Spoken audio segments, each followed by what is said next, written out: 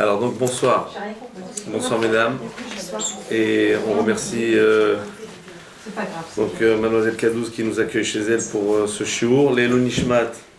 Alors il y a pas mal de personnes, toujours ça, mais Ça, je tiens à la oui, donc c'est la semaine prochaine. Voilà. C'est aussi les Nishmat. Aussi les Nishmat, c'est aussi la de ma soeur demain soir, Myriam Bat Milkalea, et donc toutes les personnes qui nous ont quittés, que leurs neshamas soient inscrits dans le faisceau de la vie. Amen. Maintenant, ce qu'on est en train d'étudier, que ce soit aussi source de refoua chez les mains pour tous les cholés Amo Israël, pour toutes les personnes qui ont besoin de Yitzhak Chaim Ben Rachel. Que le jour où il y a une refoua chez les également Achel Batsara. Et Nissim Ben Esther. Comment? Et également Xala Bat Esther. Alors en fait, je me propose d'aborder un sujet, et c'est pas tellement évident au-delà de l'état physique. J'avais un petit peu de difficulté à me décider, et disons que j'ai pensé aborder le sujet suivant. Il y a un pasouk dans les parashotes que nous lisons.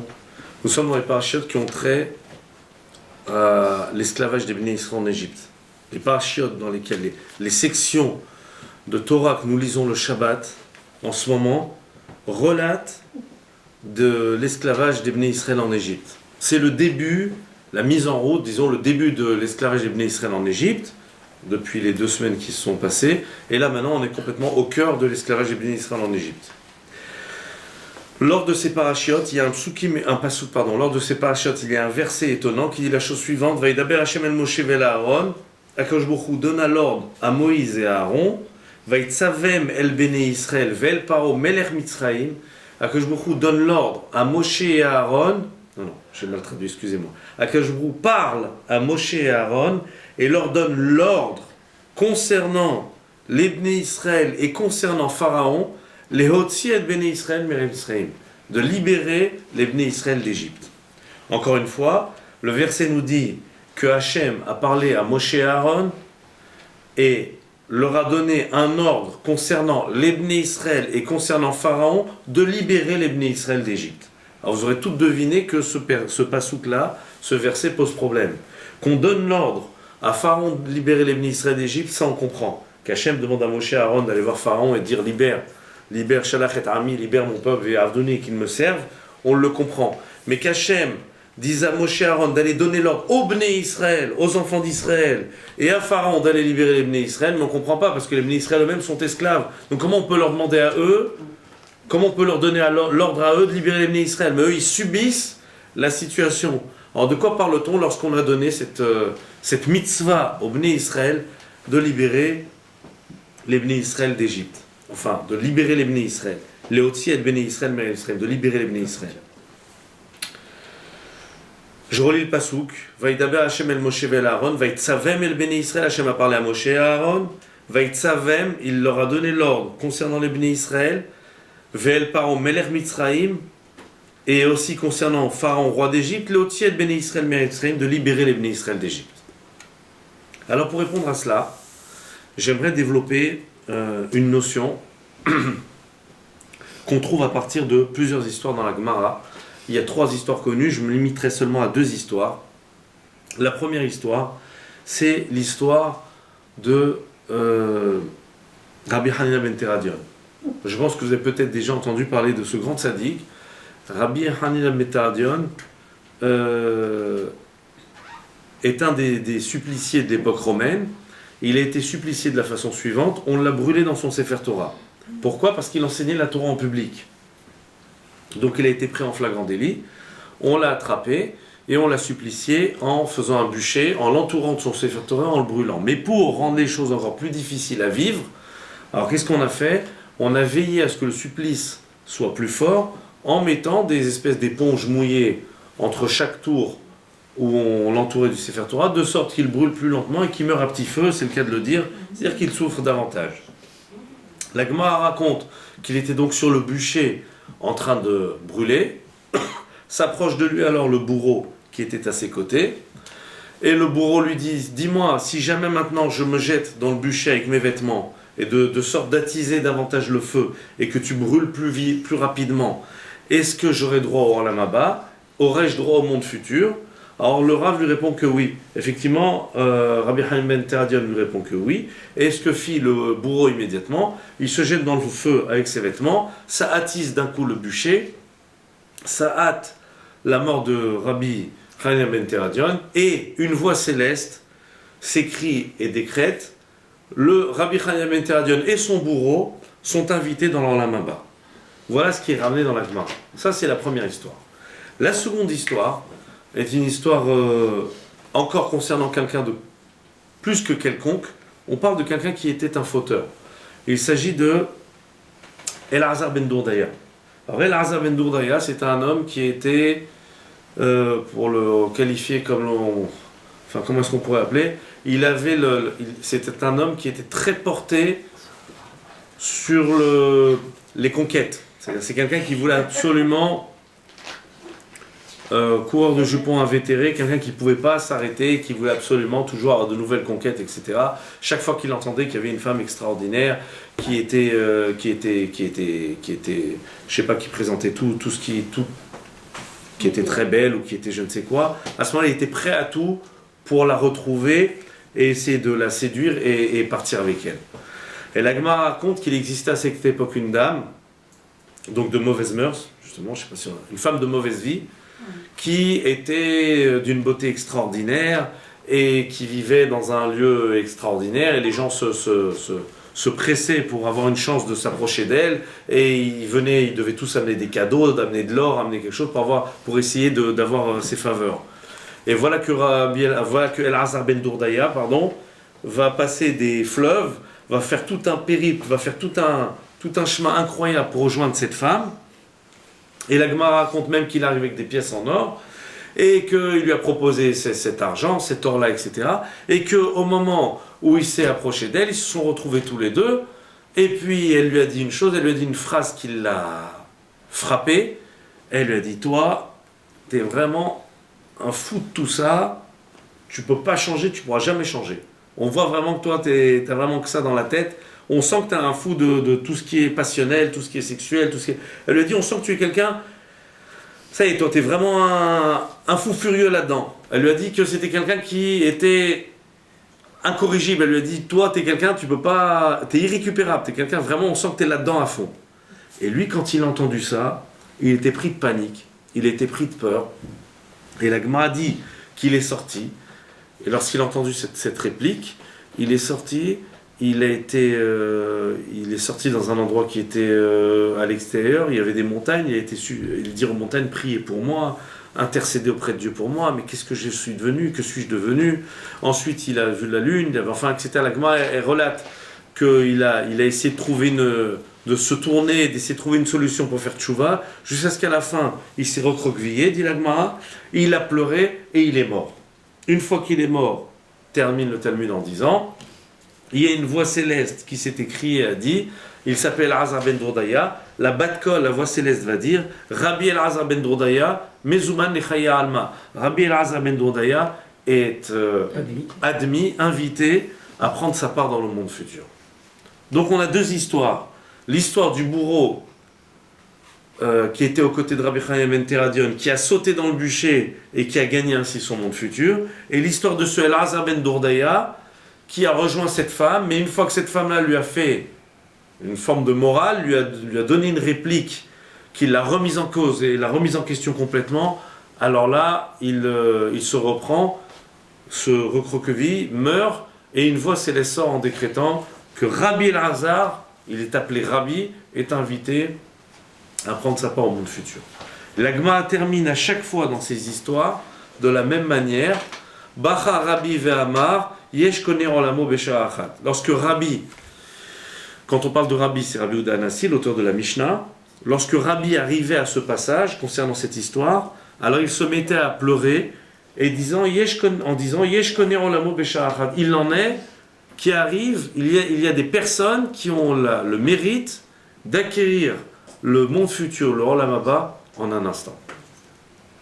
Alors, à chaque fois qu'on lit cette Gemara, et peut-être avez-vous des interrogations déjà sur ce qu'on a dit. Alors, tout est clair, il n'y a pas de questions. Si je peux me permettre. Oui, allez-y. Le bourreau, il était juif. Alors la Gemara, a priori, la Gemara, elle le précise pas. Parce que c'est pas fort. Enfin, Elle le précise pas pas. très bien un juif qui est bourreau. Enfin, Non, mais la Gemara ne le précise pas. On a vu des gens qui collaboraient plusieurs fois au moment de l'envahissement de la terre d'Israël, soit avec les Grecs, soit avec les Romains. Il me semble que la Gemara ne le précise pas. ouais. Il semble que la Gemara ne le précise pas. Mais maintenant, la question que j'aurais posée, c'est plutôt sur la seconde histoire. Il est certain que ce Elazar ben Dourdaya, le rave de la ville, a dû l'attraper plus d'une fois par les oreilles en lui disant d'arrêter d'être un coureur de jupons, d'arrêter de se ressaisir, de devenir quelqu'un de tsanois, quelqu'un de raisonnable. Qu'est-ce qui s'est passé? Pourquoi maintenant, finalement, cette réplique de cette femme de mauvaise vie qui lui dit tu es irrécupérable, toi, on voit que tu es à fond là-dedans, tu ne pourras pas t'en sortir. Lorsqu'il a entendu ça, il l'a traduit comme tu ne pourras pas te sortir, tu es incapable de revenir, tu ne peux pas changer. Et pourquoi cette fois ça lui aurait parlé? Effectivement, c'est une question. C'est une question à laquelle on a l'habitude de répondre que lorsque de la Avera elle-même, j'entends la réprimande, c'est-à-dire lorsque la prise de conscience elle vient de l'intérieur même de la dérive, lorsqu'un homme parce qu'il le fait dévier, parce qu'il l'amène à la dérive, ça l'amène à réfléchir, à réagir, c'est quelque chose toujours de très très fort. Quand c'est en dehors, alors il y a la moralité, il y a les autres, il y a la bien-pensance, les autres qui essayent de bien penser. Mais quand ça vient de la Avera elle-même, puisque la personne elle-même elle est prête à sacrifier plein de choses, quand ça vient de la Avera elle-même, à ce moment-là, la personne elle est encore plus, disons, elle est plus sensible, elle est plus touchée. On a l'habitude de répondre à cette question en disant, étant donné qu'ici, c'est venu de cette femme qui désirait fortement retrouver, c'est comme si c'était de la Avera qui l'entendait le reproche, et quand c'est la Avera elle-même qui fait le reproche, c'est comme si la Avera lui dit, mais regarde, tout ce que tu sacrifies pour si peu de choses.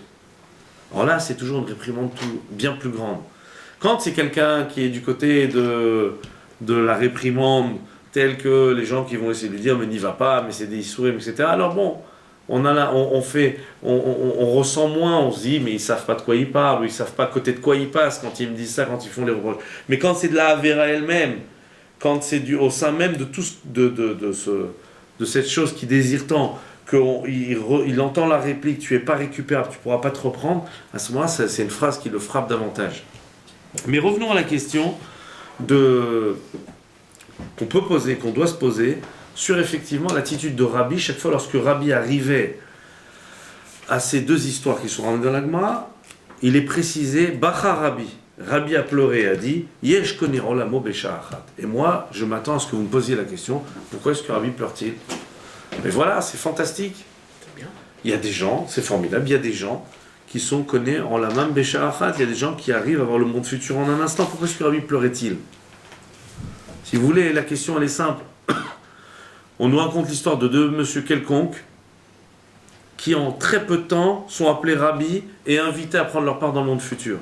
Et on nous dit que lorsque Rabbi Yehuda Hanassi lisait ce passage, il se mettait à pleurer, disant Yesh Koneh Olamo Besha'ah Achat. Ah, mais c'est terrible, c'est tragique, il y en a qui ont leur monde en un instant. Sous-entendu, il y en a qui ont leur monde futur en un instant, et il y en a qui ont besoin de toute une vie pour y arriver. Mais pourquoi pleure-t-il? Il devrait se réjouir, tant mieux. Il y en a qui ont réussi en 60 secondes, il y en a qui mettent 120 ans, ou 60 ans, ou 70 ans, eh bien, qui se réjouissent pour ceux qui ont réussi à l'avoir en très peu de temps. Quelle est ici la raison de la peine de Rabbi? Qu'est-ce qui attriste Rabbi? Qu'est-ce qui fait que Rabbi pleure? Finalement, qu'est-ce qu'on veut nous enseigner ici? Alors je continue, puisque je vois qu'il n'y a personne qui se propose de me donner une réponse.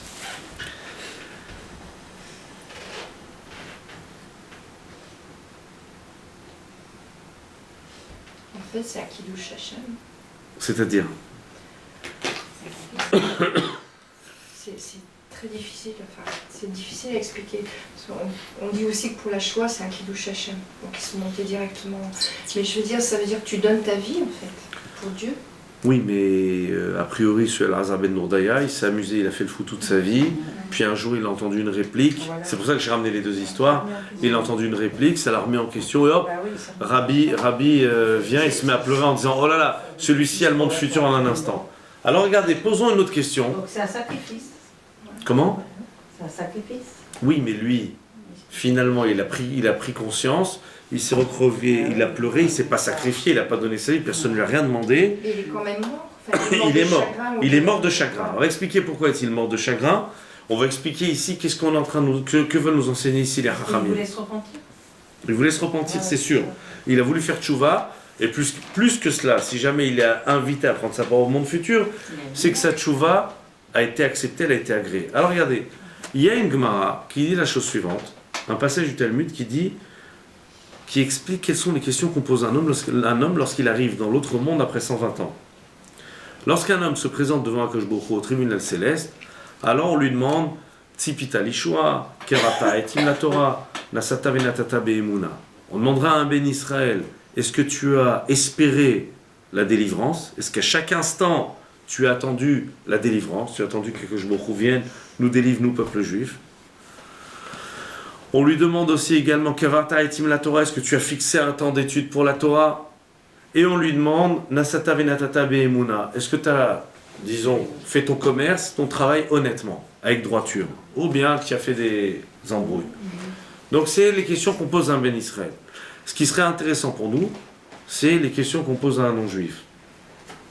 Quelles sont les questions? Quelle est la question qu'on pose à un non-juif lorsqu'il arrive dans le Olam Haba? Qu'est-ce qu'on lui dit? Parce qu'il faut bien savoir que lui aussi, quand il arrive, il y a un din et il y a un heshbon. Personne n'échappe au din vers heshbon. Donc il arrive, au passage, quand on parle de din et heshbon, c'est-à-dire, on l'avait déjà dit, c'est le jugement et le compte. Et des fois, on ne comprend pas, parce que si on fait le jugement, c'est qu'on a fait les comptes. Si on a fait les comptes, on a jugé la personne. On dit, il y en a toujours deux choses. Ça aussi, ça vaut le coup d'être dit et d'être entendu. Il y a toujours deux choses. Il y a ce qu'une personne a fait.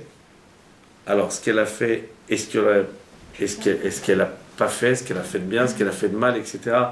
Les bonnes actions, les mauvaises actions.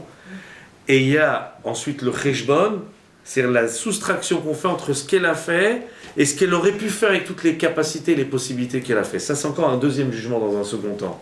C'est qu'a fait la personne, on fait le calcul entre les bonnes choses et les mauvaises choses, on obtient un chiffre, on obtient un résultat, et ensuite on fait la soustraction entre ce qu'elle aurait pu faire avec les qualités qu'elle a et ce qu'elle a fait. C'est à chaque fois, un individu n'est pas jugé seulement sur ce qu'il fait, mais sur ses capacités. Ce qui intéresse Akadosh Baruch Hu, c'est à chaque fois, est-ce qu'on a donné le meilleur de nous-mêmes? Est-ce qu'on a été au maximum de ce qu'on pouvait faire? Donc pour un Ben Israël, la question sera Tipita leishua, as-tu attendu la délivrance? Nasata venatata be'emuna, est-ce que tu as fait ton commerce honnêtement? Et Kavarta etim la Torah, tu fixes un temps d'étude. Maintenant, quelles seront les questions qu'on poserait à un non-juif lorsqu'il arrive dans le Olam Haba? Alors, on a un texte qui nous dit que la question qu'on lui pose, vous avez une idée? Alors je vais pas vous faire, on va pas faire des devinettes. Eh ben, la question est simple, on lui demande, on lui pose la question, pourquoi n'est-il pas devenu un Ben Israël? Voilà. Alors ça vous fait, et moi ça me fait encore plus, parce que cette question amène inévitablement à une autre question qui a été posée par un grand Talmid Chacham, Rav Elchanan Wasserman, qui était le disciple du Chafetz Chaim et Rav de Afreikin, qui pose la question suivante.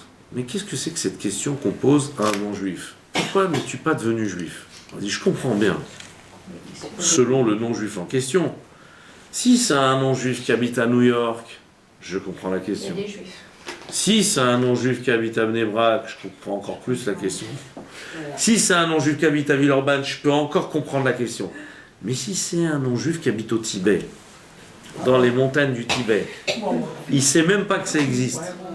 Comment tu peux lui demander pourquoi il n'est pas devenu juif alors qu'il ne sait même pas ce que ça existe? Quand on va lui dire, oui, au Tibet, on va lui demander, mais pourquoi est-ce que tu n'es pas devenu juif? Il va dire, pourquoi je ne suis pas devenu quoi? Un quoi? Je ne sais pas moi ce que c'est. Alors il ne sait pas. Qu'est-ce qu'on peut lui reprocher s'il ne sait pas ce que c'est? Oui ou non? Alors il répond la chose suivante, c'est un principe fondamental. Il n'y a pas d'homme qui ne soit pas mis à un moment ou un autre dans sa vie devant le Hémet. Il y a pas il n'est pas possible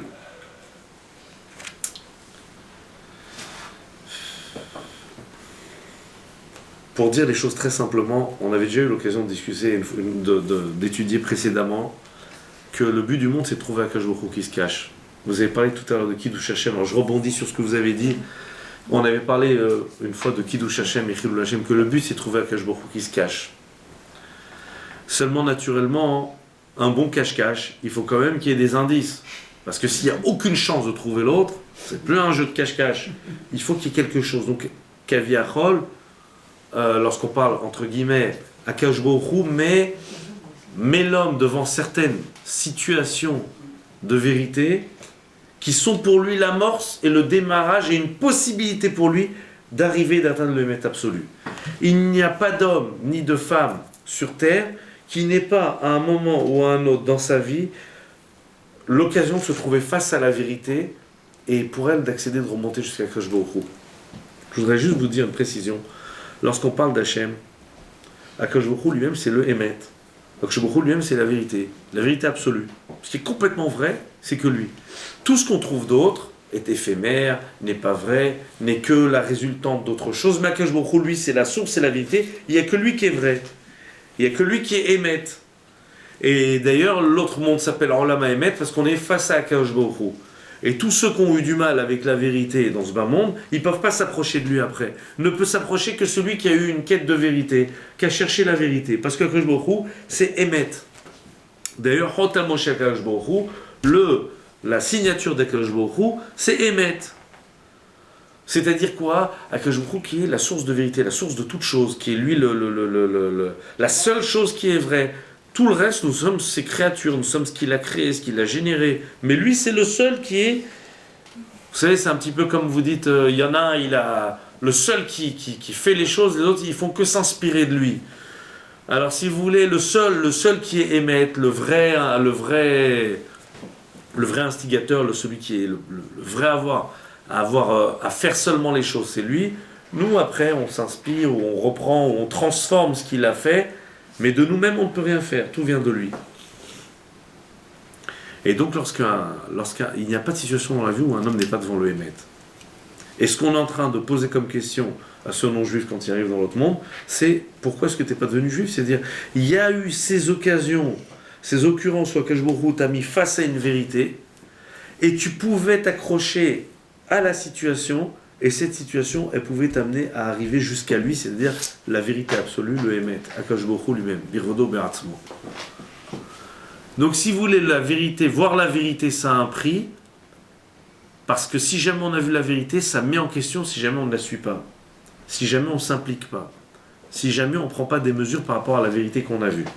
Alors ce qu'on est en train de dire concernant Rabbi, qui pleurait lorsqu'il a vu le bourreau et Elazar ben Dourdaya invité à aller dans le monde futur, et qu'il a dit Yesh kone olamo b'sha'ahat, il s'est mis à pleurer justement parce qu'il y a quelque chose de tragique, de triste, de pathétique dans la vie de l'homme. C'est toutes les situations où on est face au Emet, à la vérité, mais on n'arrive pas à s'attraper à ces situations. Si vous voulez, la force de Elazar ben Dourdaya, la force du bourreau, c'est d'avoir saisi à un instant, mais maintenant tout est là. Je m'accroche à ça, et ils ont été capables de s'accrocher à ça et aller jusqu'au Olam Haba. Ce qui faisait pleurer Rabbi, c'est combien de fois on est dans une situation où on voit le Emet, on comprend des choses dans nos vies, mais après on se désensibilise. On se désensibilise. Des fois il se produit quelque chose d'extraordinaire. On a vu la Siyata d'Ishmael, on a vu comment Hachem nous a aidés, on a vu comment il nous a aimés, on a vu comment on était plantés, comment on a été aidés. Sur le moment on est tout feu, tout flamme, on est enthousiaste, et puis après, avec le temps fait son effet, on se désensibilise, on est moins porté, et puis on continue sa vie. Alors Rabbi pleurait, parce que si un homme est capable de s'accrocher à ce qu'il a vu, à ce qu'il a sensibilisé, et à prendre acte, et à faire ce qu'il faut faire, et à engager les changements qu'il faut dans sa vie, à prendre les caps qu'il faut prendre, changer les caps qu'il faut changer dans sa vie, à ce moment-là, il va complètement ailleurs. Toute la difficulté, c'est pas de voir le Emet, donc la problématique n'est pas de voir la vérité, c'est est-ce qu'on est prêt à la suivre. Parce que l'homme est face au Hémet, à plusieurs reprises dans sa vie, l'homme est face à des situations de vérité, mais sommes-nous prêts? Est-ce que nous sommes prêts à suivre ce Hémet-là et aller là où il devrait nous amener normalement? Et ça faisait pleurer Rabbi, effectivement, toutes les situations de la vie où on voit que Akadosh Baruch Hu nous a aidés, ou que finalement on sait très bien ce qui était yachar, ce qui était droit, ce qui était juste, ce qui était vrai, et on s'est dit oui, on va le faire. Par exemple, des fois quelqu'un sort d'un shiur, il a écouté un shiur ou une étude qui l'a transporté, et puis il a pris un sujet important, qui est déterminant dans la vie. Ça peut être sur le relationnel dans la vie, ça peut être sur la tsniout, ça peut être sur ce que vous voulez. Et la personne, elle a senti, il y a quelque chose ici, on est en train de me parler, il y a quelque chose. Ça peut être des fois dans la communication, avec son conjoint, dans sa famille, avec ses enfants. Des fois, quelqu'un a vu, et puis sur le moment, il est sensible. Est-ce que maintenant la personne va être capable de concrétiser, c'est-à-dire d'inscrire cette notion de vérité, l'inscrire dans sa réalité, dans sa vie? C'est-à-dire que maintenant, je suis capable de faire des changements dans ma vie, et ça va m'amener très très loin, ça va me donner complètement, ça va me donner un autre cap à mon existence, ou bien non. Ou bien après, sur le moment, j'étais sensible à cette vérité, et puis après, je me désensibilise.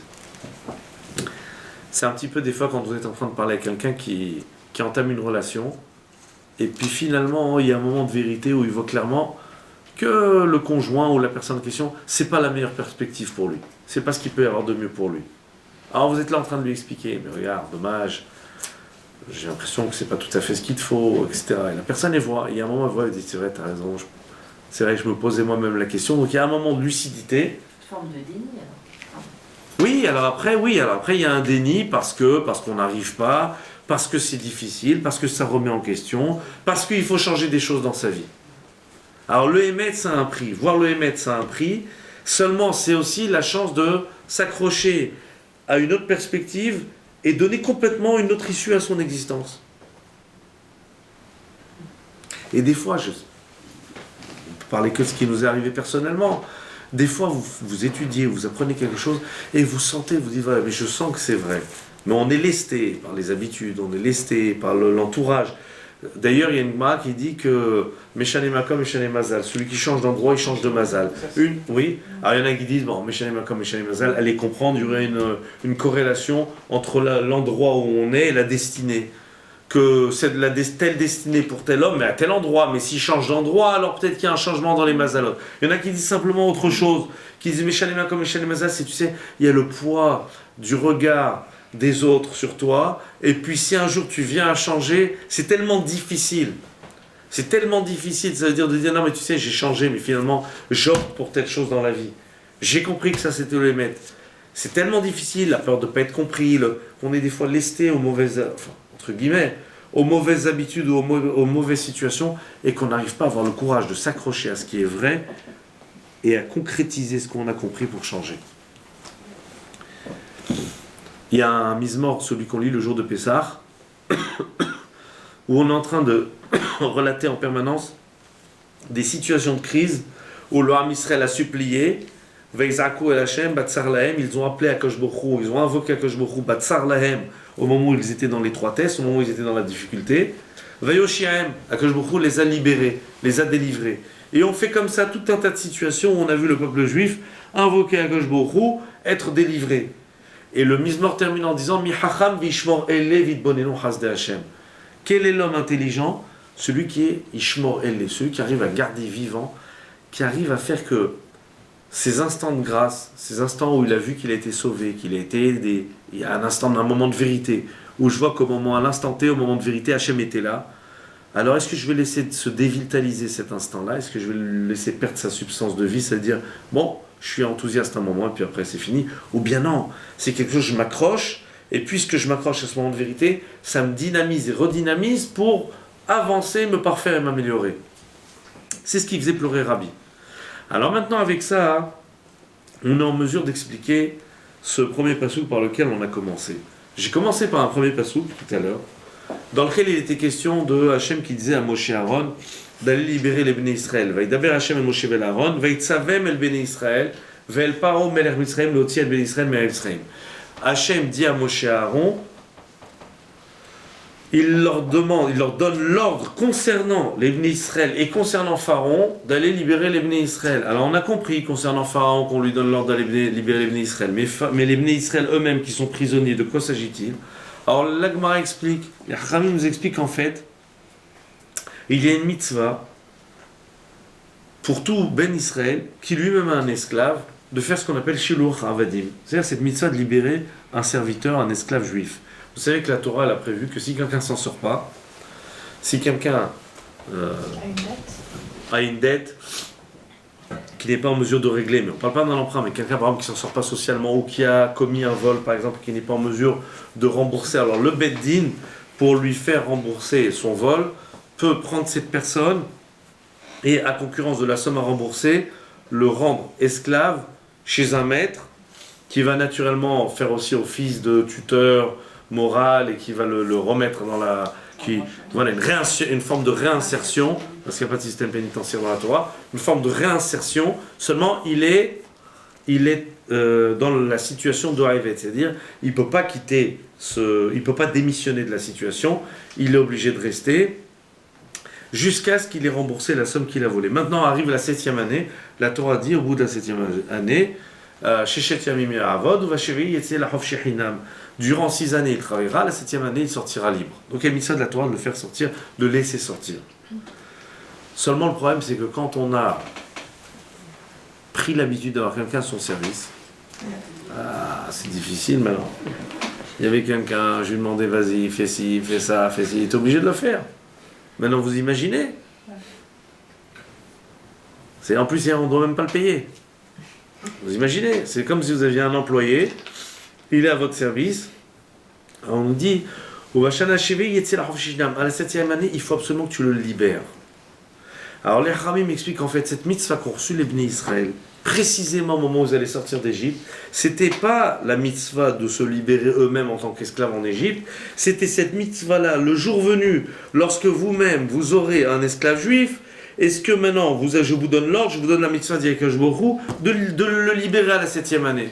C'est-à-dire qu'ici, il y a eu 2 ordres simultanément qui ont été donnés, l'un à Pharaon de libérer les Bnei Israël, l'autre au Bnei Israël, le jour venu, de libérer l'esclave qu'ils auraient éventuellement au bout de la 7e année. À la question qui vient immédiatement se poser, comment va-t-on répondre à cette question? Mais pourquoi est-ce qu'on donne cette mitzvah maintenant? Pourquoi est-ce que c'est précisément maintenant, quand les Bnei Israël sont sur le point de sortir d'Égypte, qu'on leur donne cette mitzvah de libérer l'esclave juif? On peut très bien attendre qu'ils sortent dans le désert et qu'ils se trouvent libres pour leur donner cette mitzvah avec toutes les autres mitzvot qui seront données, je ne sais pas, la Shemitah, le Shabbat, le Tzitzit, je ne sais pas, toutes les autres mitzvot. Pourquoi on leur donne cette mitzvah à cet instant-là? Alors c'est là où les Chachamim expliquent que justement, quand les Bnei Israël étaient esclaves, lorsque quelqu'un vit la situation, lorsque quelqu'un est sensible à la chose, lorsque quelqu'un est touché par le problème, c'est le moment ou jamais.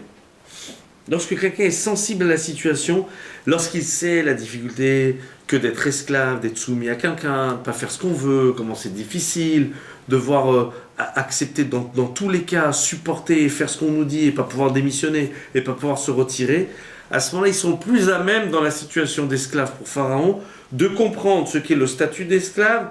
Ils sont plus que jamais sensibles à la difficulté pour un être humain d'être asservi, et ils sont plus que jamais à même d'admettre que oui, il faut libérer quelqu'un, et il faut avoir la force et le courage de lui faire recouvrer sa liberté. C'est-à-dire qu'en fait, c'est quand l'homme est dans la situation de sensibilité à la chose qu'il faut prendre acte, et qu'il faut s'engager, et qu'il faut être prêt à donner un autre sens à notre vie. C'est-à-dire que dans les situations où on est sensible, ne pas laisser les moments... En résumé, ce que je suis en train d'essayer de vous dire ce soir, on a tous des moments d'éveil dans la vie, il ne faut pas les laisser partir. Parce que ce sont ces moments d'éveil qui font qu'on passe des paliers dans la vie. Je vous donnerai un exemple simple. On pourrait prendre n'importe quel sujet et s'éveiller sur ce sujet. Si on prenait Shabbat, beaucoup de gens ont des failles dans le Shabbat. Mais vous savez ce que c'est Shabbat? Shabbat, c'est être libre. C'est-à-dire que Shabbat, c'est Bichal exister. Pouvoir dire stop, j'arrête, je ne suis plus soumis aux contraintes, je ne suis plus dans l'aliénation, je m'arrête. Shabbat, c'est une capacité de prendre du recul par rapport à la semaine. Shabbat, c'est une capacité de recréer, resserrer la cellule familiale, se revoir sous un autre jour. Sous le jour du Shabbat, on est complètement détaché, on est libéré des contingences matérielles, on n'est pas soumis. Quand on voit les choses sous cet angle-là, si on se sensibilise, alors oui, alors si quelqu'un a des problèmes dans le Shabbat, alors que maintenant tout de suite, quand ils entendent ça, mais c'est vrai, mais j'ai envie d'être libre. Quoi, Shabbat, on va continuer à aller faire les courses comme des idiots, on va continuer à aller à Auchan, on va continuer comme si on était... Oui, mais malheureusement, des fois on voit des gens qui ne sont pas chômés Shabbat, eh ben c'est le jour où ils ne travaillent pas, où l'homme et son épouse ne travaillent pas, alors ensemble ils vont aller ou faire des activités ou faire des choses, mais regardez, si on arrive à chaque fois quand on entend quelque chose qui nous sensibilise à des matins, j'ai envie d'être libre dans la vie, j'ai envie d'apprendre à discuter avec celui avec qui je vis ou celle avec qui je vis, j'ai envie de prendre du recul dans ma vie. Ta'omou, sur Shabbat, il est dit goûter, vous verrez. C'est-à-dire que c'est des choses. Si quelqu'un sensibilise, soit tout de suite au sortir, il décide, il dit, ça y est, cette semaine, Shabbat qui est le Créta, on va faire Shabbat bien, c'est fini, on met la plaque, la minuterie, la ceinture, machin, pas de truc, on fait pas du moite-moite. Soit la personne, tout de suite, elle fait, elle concrétise, soit elle va entendre le Dvar Torah, puis après, elle va se désensibiliser. Pareil sur la tsniout. Soit une dame, elle va être consciente que les manquements à la tsniout, c'est un ravage dans la jante masculine, parce qu'elle est en train de faire un carnage, et en train de faire que d'être à l'origine de beaucoup de dégâts. Alors vous allez me dire, mais ils n'ont qu'à pas la regarder, d'accord, mais elle n'a qu'à pas se montrer non plus, elle n'a qu'à pas non plus être provocante, à chacun de faire la moitié du travail, que les hommes tournent la tête et que les dames soient plus pudiques, à chacun faire son, entre guillemets, à chacun faire ce qui doit être fait.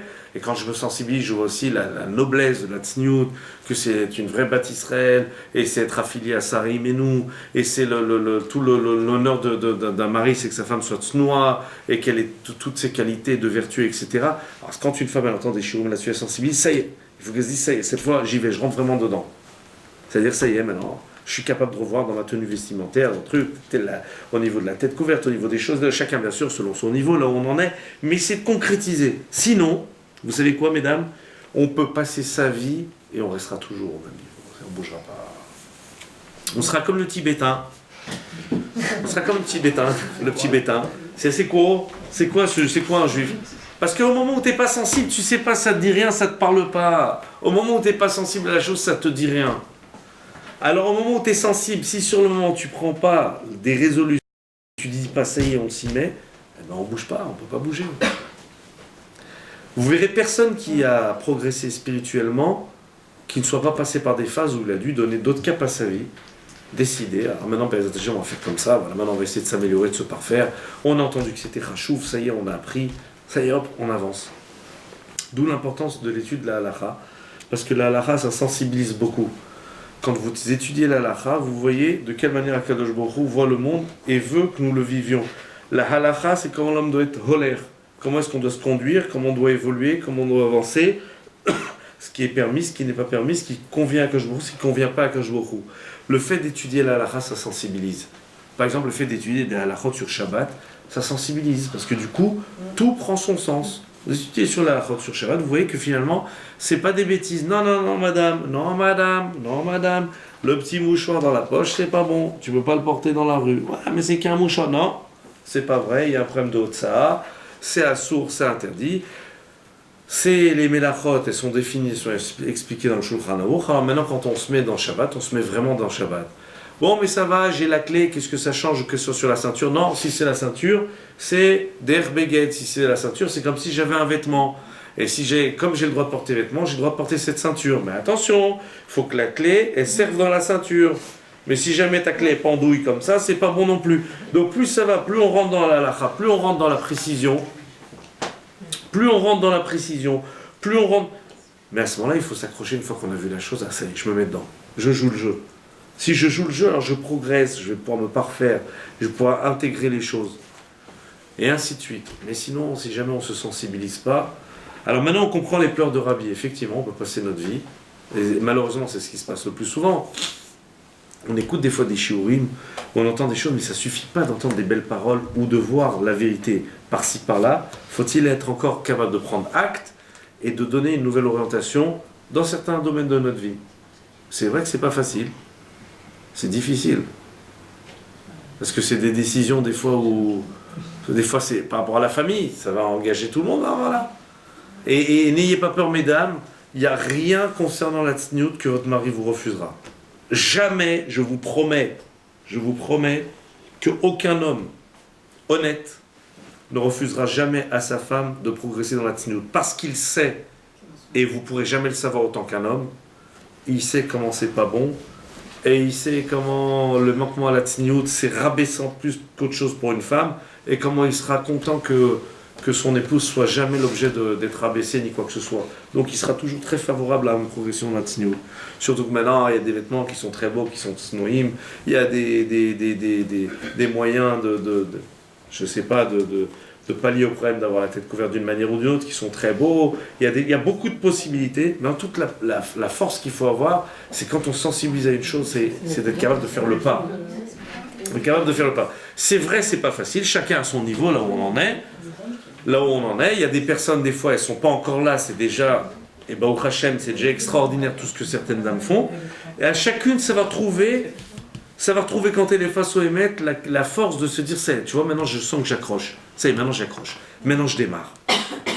Donc c'est comme si je vous dis, il y a beaucoup de gens, beaucoup de dames, beaucoup d'hommes qu'on a vus, petit à petit, puis des fois c'est la femme, des fois elle décide déjà, ce qui est déjà énorme, elle décide déjà, elle dit, tu sais, quand je vais à la synagogue, déjà je vais me mettre un truc sur la tête, je vais parler comme ça, c'est la synagogue quand même. Ensuite elle décide chez elle aussi, quand on fait le kidouche, c'est que c'est un problème pour le kidouche. Ensuite, petit à petit, jusqu'au jour où elle se dit, allez, essaye, je passe le cap, mais je vous le dis avec, je sais que ce que je dis, vous le savez déjà, mais c'est simplement pour vous dire, regardez, les choses contraignantes, c'est difficile au début. Mais si jamais il y a un moment, il y a une petite porte dans le cœur qui s'ouvre et on voit le Hémet, une petite porte qui s'ouvre, alors ça y est, maintenant, ça y est, je prends la résolution, je me mets dedans, je m'accroche.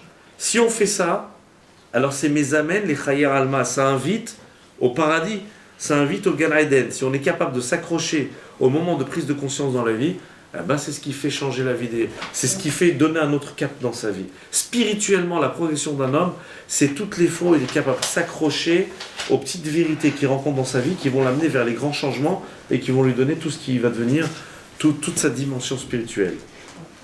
Si vous voulez la réussite, entre guillemets, réussir spirituellement, c'est quoi? C'est chaque fois qu'on est sensible à quelque chose, c'est le concrétiser, se mettre dedans. Ne pas laisser se dévitaliser. Ne pas laisser se dévitaliser toute cette ardeur qu'on a ressentie face à un sujet, face à quelque chose. Parce que, comme on le dit, Velo Midrash Eikar, et la Hamarase, l'essentiel, c'est pas toutes les belles théories. Il y a beaucoup de shiurim, il y a beaucoup d'histoires dans la Gemara, il y a beaucoup de belles choses. Mais le plus important, c'est concrètement. Comme à maintenant, nous pouvons avancer. Surtout nous maintenant, nous savons que malheureusement, on n'est pas dans les meilleures situations qui soient. On est souvent, disons, utilisons le terme directement, on est souvent agressé par ceux qui nous entourent. Et nous, quand c'est comme ça, vous savez très bien quelle est notre démarche. C'est la remise en question. Pourquoi ça nous arrive? Pourquoi est-ce qu'on a...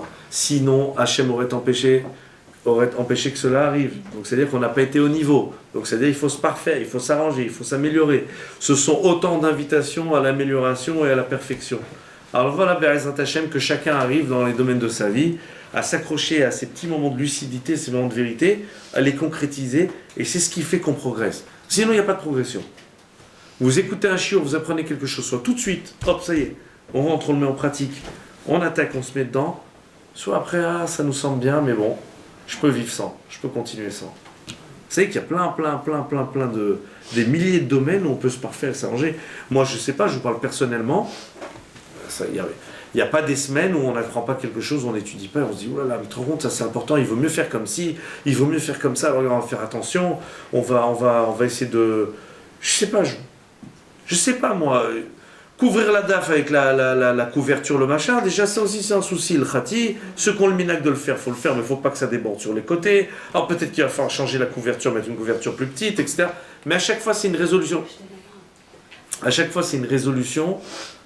Si infime, si petite soit-elle, mais qui grandit dans les sensibilités. Parce que chaque fois que vous grandissez dans un domaine, vous prenez une résolution, vous vous sensibilisez davantage à Shabbat, vous sensibilisez davantage à la Tzniut, vous sensibilisez davantage à la Gdusha. Et c'est ce qui nous fait grandir devant Akash Baruch Hu et qui amène toutes les bénédictions qu'on peut recevoir dans l'âme Israël. Amen. Amen. Amen.